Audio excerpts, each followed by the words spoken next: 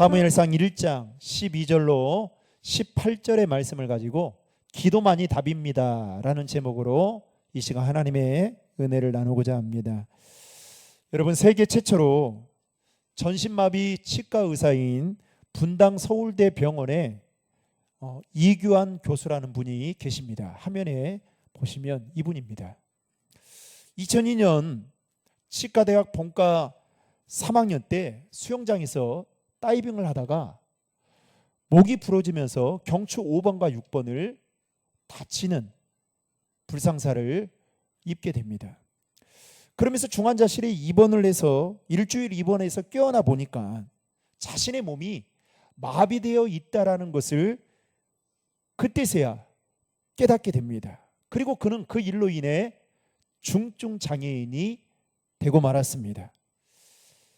자신의 그 모습을 보며 너무나도 답답한 나머지 그는 하나님께 울부짖으며 회복시켜달라고 기도합니다. 그런데 문제는 전혀 차도가 없습니다.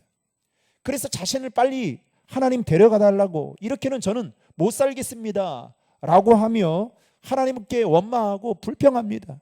바로 그때 하나님이 그에게 이렇게 말씀합니다. 내가 네 옆에 있다. 이 음성을 듣고 그는 병상에서 일어나게 되고, 그리고 나중에 학교에 다시 복학을 하게 됩니다. 그런데 그를 바라보는 사람들의 시선이 그리 달갑지 않았습니다. 사고로 인해서 손을 제대로 쓰지 못하는데 어떻게 치과 의사를 할 수 있겠느냐며 부정적인 시선으로 바라보는 사람들이 많았습니다. 그리고 그가 가는 곳마다 웅성웅성대는 사람들이 많았습니다. 그럼에도 불구하고 그는 절망하지 않았습니다. 오히려 그는 손을 고정하는 치과 의료 도구를 제작하게 됩니다. 그리고 수만 번의 연습과 노력 끝에 눈을 감고도 이제는 정상적인 사람처럼 치료할 수 있을 정도의 훈련을 거듭한 결과 그는 치과 의사로서 해야 될 그 모든 진료를 감당할 수 있게 되었습니다. 여러분, 아프지 않을 때는 당연하다고 생각하는 거였지만 이렇게 아프고 나니까 당연한 것도 당연하지 않다라는 것을 알게 된 것입니다. 그리고 그는 대학원 과정을 마치게 되고 2010년도에 예방치과학 박사학위를 취득하게 됩니다. 그런데 그 다음이 문제였습니다.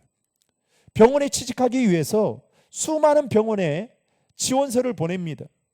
지원서를 내보지만 어느 한 군데에서도 그를 받아주는 곳이 없었습니다.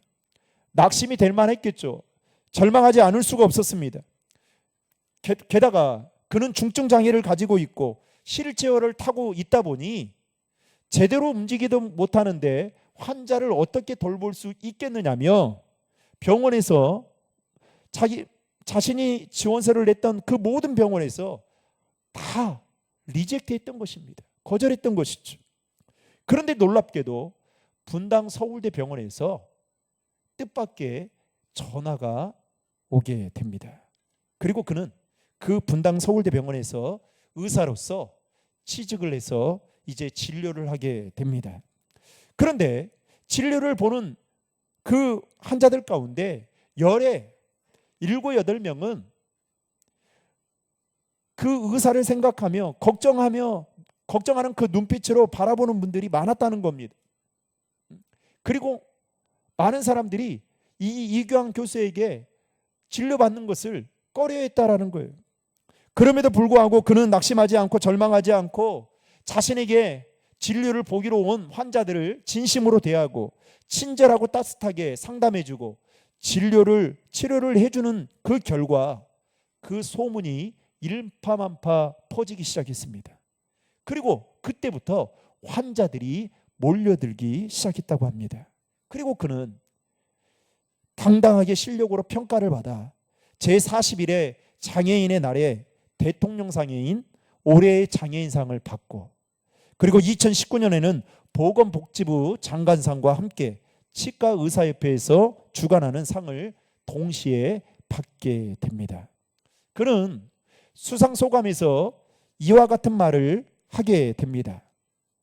사고로 인해 소망이 없고 매우 절망적인 상황 속에서도 저를 다시 살려준 하나님의 은혜가 감사하기에 앞으로 부끄럽지 않는 치과 의사로 사명을 다해 살겠습니다 라고 하며 수상소감을 전했다고 합니다. 여러분, 오늘 본문에 보면 이규환 교수와 같이 자신이 가진 문제 때문에 절망적인 상황에 처해 있었던 한 여인을 우리는 만나게 됩니다. 그 여인은 바로 우리가 잘 알고 있는 한나라는 여인입니다. 한나의 남편인 엘가나는 한나 외에 분인나라는 그 여자를 자신의 아내로 두고 있었습니다. 그런데 분인나는 자녀들이 여러 명이 있는 반면에 한나에게는 임신을 하지 못해 자녀가 없었다라는 것입니다. 여러분, 당시 고대 근동 사회에서 자식이 없다라는 것은 사회적으로 수치였습니다. 더 나아가서 임신하지 못하는 것은 신의 저주를 받는 것이다 라고 간주하던 때였습니다. 그리고 구약에서는 자녀를 낳는 것이, 많이 낳는 것이 곧 하나님이 주시는 복의 상징으로 여겼습니다. 따라서 한나에게 자녀가 없다는 것 자체가 자신의 힘으로 해결할 수 없는 일이었기 때문에 너무나도 큰 아픔과 고통이었을 뿐만 아니라 절망적인 일이었을 것입니다. 그런데 이 한나는 남편 엘가나로부터 그나마 사랑을 많이 받고 있었던 것 같습니다. 그런데도 불구하고 그 남편의 사랑을 많이 받는데도 불구하고 자식이 없다는 것 자체가 그녀에게는 큰 아픔과 고통이었다라는 것이죠. 더욱이 우리가 지난번에 살펴봤듯이 한나에게는 이 문제의 고통을 더해주는 또 다른 존재가 있었습니다. 즉 그녀의 옆에서 그 고통을 피해갈 수 없도록 계속해서 쑤시면서 자극하는 존재가 있었는데 그가 누굽니까? 바로 푸닌나였습니다. 푸닌나는 가족이면서도 경쟁자로, 다시 말해 가장 가까우면서도 가장 불편했던 사람이었습니다. 물론 여러분, 푸닌나의 입장에서 보면 충분히 이해가 됩니다. 왜 그녀가 왜 이렇게 하는지. 왜 그럴까요? 같은 여자인데 남편 엘가나로부터 온전한 사랑을, 한나보다 더 못한 사랑을 받고 있다라고 생각하니 그것이 그녀의 마음에 큰 상처가 되었을 것입니다. 그래서 사랑을 받고 있는 이 한나를 향한 그녀의 공격은 시간이 가면 갈수록 강도가 세지고 집요하게 공격했을 것입니다. 오늘 본문 6절에 보면 당시의 상황을 이렇게 기록하고 있습니다. 6절의 말씀 다 함께 읽겠습니다. 여호와께서 그에게 임신하지 못하게 하심으로 그의 적수인 분인나가 그를 심히 격분하게 하여 괴롭게 하더라. 여러분, 금방 읽었던 말씀에 보면 분인나를 가리켜 뭐라고 표현합니까? 적수라고 표현합니다. 한글 성경에는 이 적수라는 말을 다른 말로 번역하는데 대적이라고 표현하고 있습니다. 이 말은 곧 그녀에게 고통을 가져오는 자라는 의미가 바로 적수라는 말이 가지고 있는 의미입니다. 게다가 방금 읽었던 또 6절의 말씀에 보면 격분이라는 단어가 나오고 있습니다.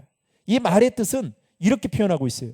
극히 한하게 하거나 격앙되어서 곧바로 어떤 특별한 행동을 하도록 마음을 흥분시키는 것을 가리켜서 격분이라고 말하고 있습니다. 즉 분인나는 한나를 볼 때마다 집요하게 공격해서 그 마음속에서 분노가 터져나오게 만들고 속이 뒤집어질 때까지 계속해서 약을 올렸다는 것입니다. 얼마나 약을 올렸던지 여러분 말씀해 보면 한나가 어떻게 해요? 속이 막 뒤집어질 것 같으니까 음식을 먹어도 맛이 나지 않고 소화도 되지 않을 것 같다고 생각하니까 음식을 먹을 수 없을 만큼 집요하고 잔인하게 분인나가 공격을 하는 겁니다. 오늘날로 말하면 가스라이팅 하는 거죠. 이러한 상황과 문제 앞에서 한나는 어떻게 행동했는지 오늘 본문은 우리에게 보여주고 있습니다. 여러분, 일반적으로 한나와 같은 상황에 처하게 되면 사람은 대개 두 가지의 반응을 나타냅니다. 첫 번째 반응은 그냥 맞서 싸우는 겁니다. 즉 나에게 상처를 주면 나도 당신에게 상처를 주고, 나를 힘들게 하면 나도 당신을 공격해서 힘들게 하겠다라는 마인드로 행동을 하는 겁니다. 그런데 여러분, 이렇게 하면 결국 어떻게 될까요? 모든 것을 잃고 맙니다. 여러분 한번 생각해 보십시오. 만약에 한나가 이렇게 맞서 분인나와 싸웠다면 여러분 어떻게 됐을까요? 아마 집이 초토화됐을 거예요. 이 머리카락이 남아나지 않았을 것입니다. 좀 과장된 이야기지만 가발 썼을 거예요. 집 구석구석마다 이 머리카락이 산더미처럼 쌓여 있었을 거예요. 게다가 여러분, 이 맞서 싸워야 되니까 어떻겠어요? 마음이 늘 편하지 않았을 겁니다. 여러분, 마음이 편하지 않으면 어떻게 해요? 건강에도 지장이 생기겠죠. 게다가 그래도 그나마 한나가 이 남편 엘가나로부터 사랑을 많이 받았는데, 이 싸움을 통해서 어떻게 해요? 자신의 인격이 흠이 있다라는 것을 알게 되는 그 순간 남편 엘가나로부터 그동안 받아왔던 사랑도 이제는 끊겨질 상황에 분명히 처해 있을 것입니다. 그런데 여러분, 오늘날 많은 사람들 중에 이런 생각을 가지고 살아가는 사람들이 있다라는 겁니다. 즉 당한 만큼 그대로, 눈에는 눈, 이에는 이, 당한 만큼 그대로 복수하고 갚아주겠다라고 생각하고 행동하는 자들이 있다라는 겁니다. 또 한 부류의 사람은 바로 그냥 억누르면서 억울하지만, 분통이 터지지만 참는 분들이 있습니다. 여러분, 이런 분들은 시간이 지나면 다 지나가겠지, 잊혀지겠지 하면서 자신의 그 억울함과 분노와 정말 그 슬픈 감정들을 꾹꾹 누릅니다. 그런데 여러분, 사람이요, 참는 것도 한계가 있지 않습니까? 사랑해서 결혼한 여러분 남편, 아내, 여러분 항상 여러분 참아주십니까? 왜 싸워요? 아니, 내가 사랑해서 결혼했는데도 불구하고, 그리고 한솥밥을 먹고, 뭐 부부간의 싸움은 칼로 물베기라고 하는데 여러분 그러지 않을 때 있잖아요. 그런데 한번 생각해 보십시오. 이 사람이 참는다고요? 이것도 한계가 있어요. 게다가 그렇게 억누르고 참는다고 해서 여러분 문제가 해결된다면 얼마나 좋겠습니까? 여러분, 그렇게 문제가 해결됩니까? 오히려 자기 안에 쌓여있는 그 문제를 해결하지 못해서 마음에 독이 돼요.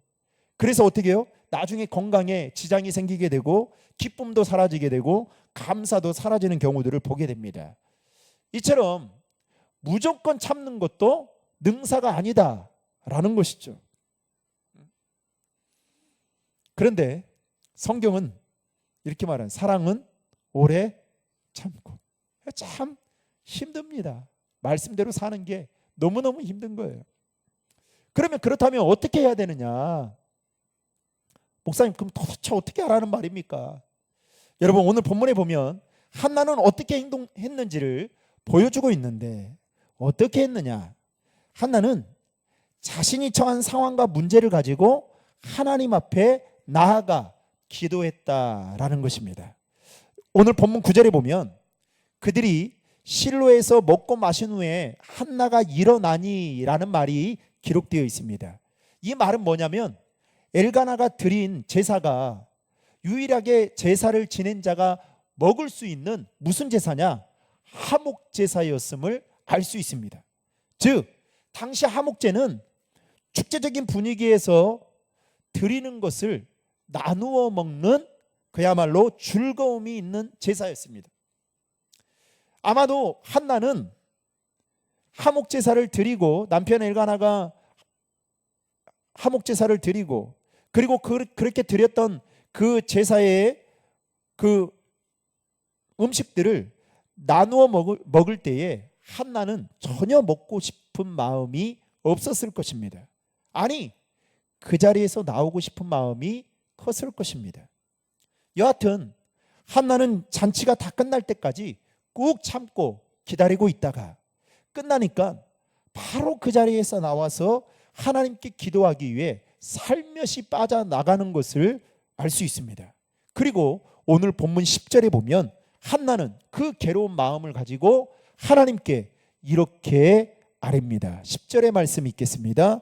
한나가 마음이 괴로워서 여호와께 기도하고 통곡하며. 한나는 자신의 괴로운 마음을 요즘 현대인들처럼, 여러분 요즘 현대인들은 어떻게 그 괴로운 마음을 풉니까? 술을 마셔요. 노래방에 가서 노래를 부릅니다. 청소년들은 동전 코인 노래방에 가서 그 괴로운 마음을 풀어요. 제가 오늘 또 늦은 점심을 먹으러 일을 하다가 이 동안 1차 아파트 쪽으로 가고 있는데 고등학생들인 것 같아요. 제 눈에는. 아파트 단지 그 구석에서 한 4-5명이 담배를 피고 있는 거예요. 그러면서 옷도 추운데 옷도 아주 간편한 옷을 입고 담배를 멋지게 피워대는데 가서 이거 한마디 해야 되는 건가 싶은 생각이 들 정도였어요. 자신들의 담배를 피면 스트레스를 다 풀고 세상을 다 얻은 것처럼 멋져 보이는 것처럼 그렇게 푸는 거죠. 또 어떤 사람은 그 괴로운 마음을 가지고 폭식을 합니다. 사우나에 가서 몸을 풉니다. 그리고 며칠 동안 좋아하는, 여러분 미드 압니까? 미드라는 말? 미국 드라마를 한꺼번에 몰려보거나, 요즘 오징어 게임 2 나왔다는데 그것을 한꺼번에 보면서 맛있는 거 먹으면서 그 스트레스를 날려버립니다. 그런데 여러분, 한나라고 그렇게 하고 싶은 마음이 없었을까요? 그 당시 때 이게 없었으니까 못했겠죠. 그러면 다른 방법으로 해결하고 싶은 마음이 없었겠냐고요. 남편을 막 구박을 한다거나 일가나 불러가지고 당신 결단하라고 분인날을 쫓아내든가 둘 중에 하나 선택하라고 하든가 그렇게 하고 싶은 마음이 얼마나 많았겠냐고요. 그런데 한나는 그렇게 하지 않고 오늘 어떻게 하느냐? 하나님께 나아가 기도했다라는 겁니다. 여러분 왜 그랬을까요? 한나는 오늘 말씀의 제목처럼 기도만이 답이라는 것을 알고 있었기 때문입니다. 다시 말하면 기도할 때 자신이 가진 문제가 해결될 거라고 그녀는 믿고 있었기 때문입니다. 특별히 11절 말씀에 보면 한나는 하나님께 기도하는 데 있어서 서원하며 기도했습니다. 한나가 서원한 그 기도의 내용을 보면 이거예요. 하나님, 만약에 아들을 주시면 평생의 그를 하나님께 드리고 삭도를 그 머리에 대지 않겠습니다. 한마디로 말하면 한나의 기도는 만일 아들을 주시면 평생 나시린으로 하나님께 드리겠다라는 것이었습니다. 즉 자신의 아들이라 생각하지 않고 하나님의 종이라 생각하고 하나님께 평생을 드리겠다라는 마음을 가지고 한나는 기도했던 것을 볼 수가 있습니다. 그만큼 한나는 하나님 앞에 나아가 기도하는 데 있어서 절박하고 그 간절한 마음을 가지고 기도했던 것입니다. 그런데 문제는 여러분, 오랫동안 기도하는 그 한나의 모습을 누가 지켜보고 있었느냐? 엘리 제사장이 지켜보고 있었습니다. 엘리 제사장이 볼 때에, 자신의 육신의 눈으로 볼 때에 이 백주 대낮에 그녀가 술을 먹고 뭔가 기도를 한다고 하면 뭔가 이게 소리가 나와야 되고 그러는데 중얼중얼 거리는 것 같고 기도는 하는 것 같은데 기도하지 않는 것 같아 보이고, 그래서 이 엘리 제사장이 판단을 하게 된 겁니다. 아, 술에 취해 있구나 라고 간주한 나머지 그녀에게 와서, 여러분 제사장이에요. 제사장이면 그래도 여러분 채통이 있죠. 어떻게 합니까? 그녀에게 와가지고 언제까지 취하여 있겠느냐, 포도주를 끊으라. 이렇게 말합니다. 여러분, 엘리 제사장이 지금 한나가 술을 먹은 것을 봤습니까? 물증도 없는데 그냥 자신이 보니까 그렇게 판단을 해가지고 그렇게 간주해서 이와 같은 말을 한 겁니다. 여러분, 누구보다도 기도하는 한나를 위로해 주어야 하고 격려해 주어야 할 엘리 제사장이 그렇게 하지는 못하고 오해한 나머지 하지 말아야 될 할 말을 여러분 함으로 인해서 그녀에게 지금 또 다른 상처를, 분인나와 같이 또 다른 상처를 주고 있는 것을 우리는 성경을 통해서 보게 됩니다. 여러분, 이게 넘 일이 아니에요. 제가 그렇게 한번 생각해 보세요. 제가 여러분들이 평소에 기도하러 오셨는데 제가 이렇게 보니까 기도하지 않는 것 같아요. 소리도 나오지도 않지, 입도 딸싹거리지 않지. 이게 뭐 하시는 건가? 그리고 옆에 딱 가니까 뭐가 냄새는 나는 것 같은데 술은 아닌 것 같고. 근데 제가 판단을 하는 겁니다.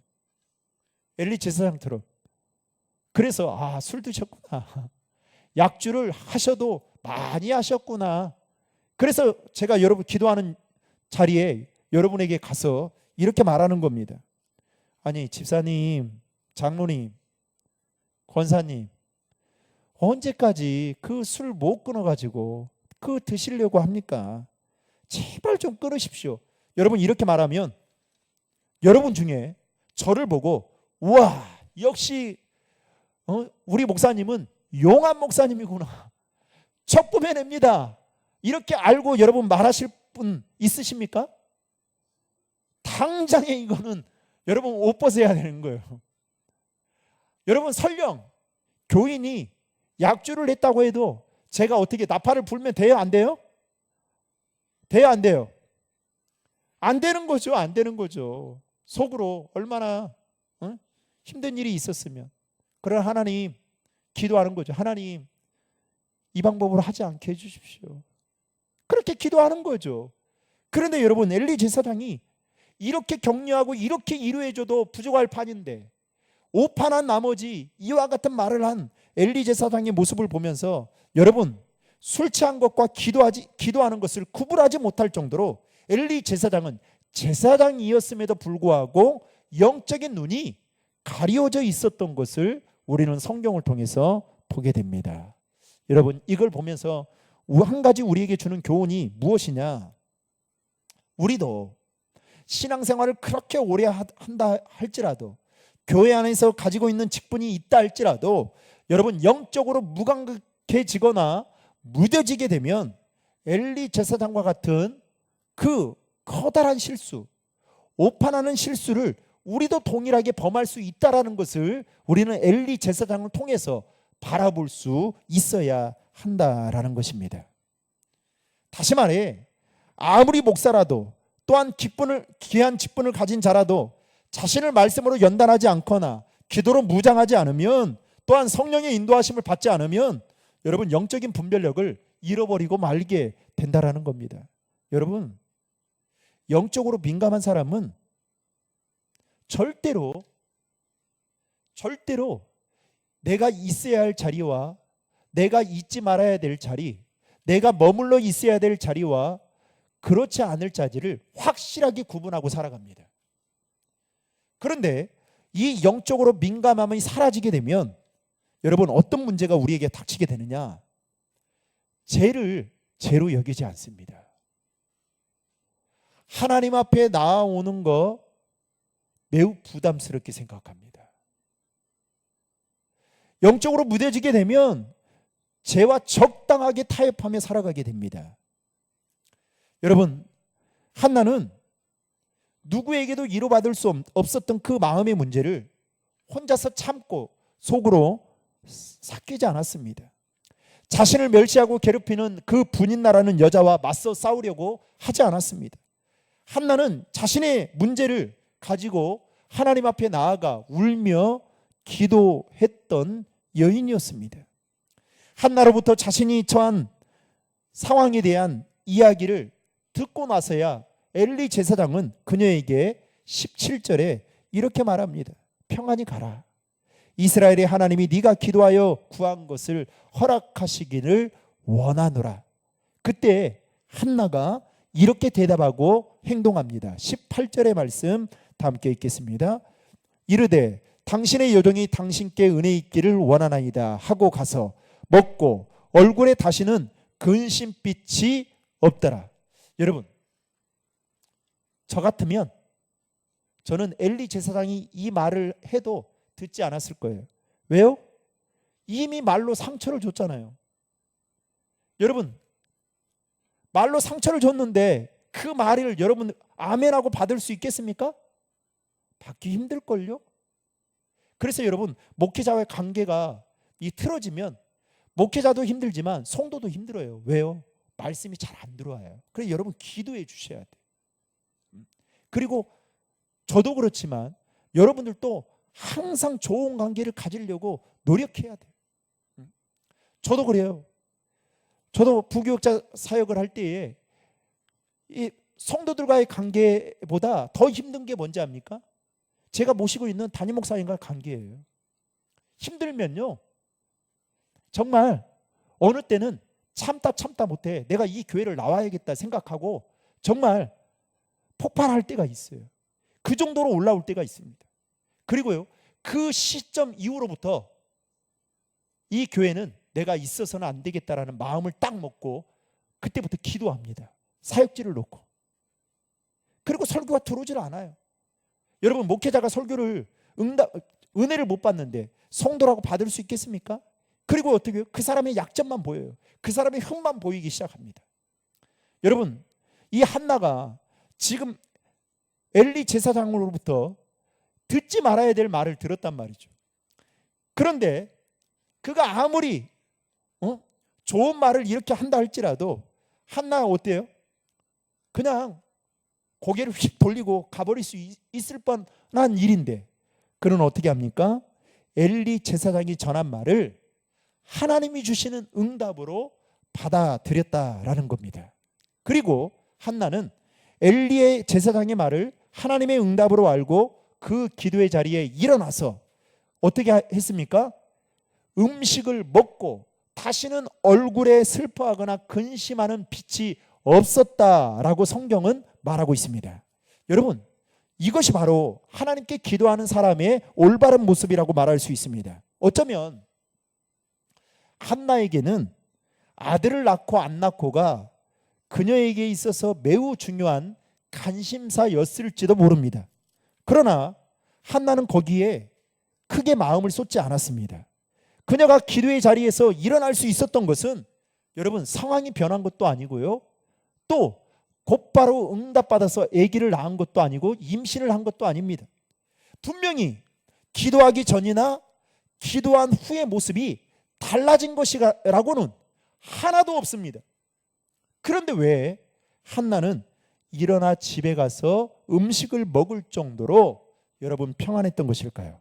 한나에게는 이런 믿음이 있었기 때문입니다. 그 믿음은 자신이 믿음으로 기도했다면 하나님께서 자신의 기도를 들어주실 것이다 라는 믿음이 있었기 때문입니다. 지금 당장 그 기도의 응답이 없다 할지라도 그녀는 개의치 않았던 것입니다. 왜냐하면 하나님께서 자신의 기도를 분명히 들어주셨을 것이다라는 그 믿음을 가지고 있었기 때문입니다.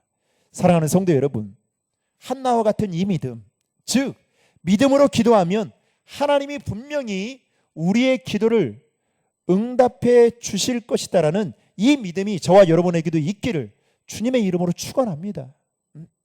여러분, 인생에서 문제가 없는 사람은 단 한 사람도 없습니다. 제가 목회 사역을 하면서 신방을 했던 모든 가정들은 다 문제가 있었어요. 누구의 삶이든 문제는 예외 없이 있습니다. 그 문제가 단지 정도의 차이인 것 뿐이죠. 큰 문제냐 작은 문제냐. 그런데 그 문제를 해결하고자 하는 방법은 저마다 각기 다 다릅니다. 문제는 똑같은데 그 문제를 당하는 사람의 자세는 똑같지 않습니다. 사랑하는 성도 여러분, 혹시 지금 여러분 안에 가지고 있는 여러분을 고통스럽게 만들고 여러분을 슬프게 만들고 근심하게 만드는 기도의 제목이 있지는 않습니까? 혹시 그 문제를 여러분은 어떻게 해결하려고 하십니까? 오늘 말씀의 제목처럼 기도만이 답이다 라고 생각한다면 우리도 한나처럼 내가 가지고 있는 그 문제를 주님 앞에 가지고 나아가서 기도할 수 있다라는 겁니다. 그런데 반대로 기도가 답이 아니다 라고 생각한다면 우리는 하나님이 아닌 또 다른 것들을 찾아 그 문제를 해결하려고 아등바등하며 살아가게 될 것입니다. 바라기는 저와 여러분이 한나처럼 인생의 문제를 가지고 주님 앞에 나아갈 수 있는 믿음의 사람들이 되시기를 주님의 이름으로 축원합니다. 그리고 그 믿음으로 갖고 기도할 때에 주님께서 반드시 내 기도에 응답해 주실 것을 믿고 날마다 기도의 자리로 나아가는 우리 신도림 중앙의 모든 성도들 될 수 있기를 주님의 이름으로 축원합니다.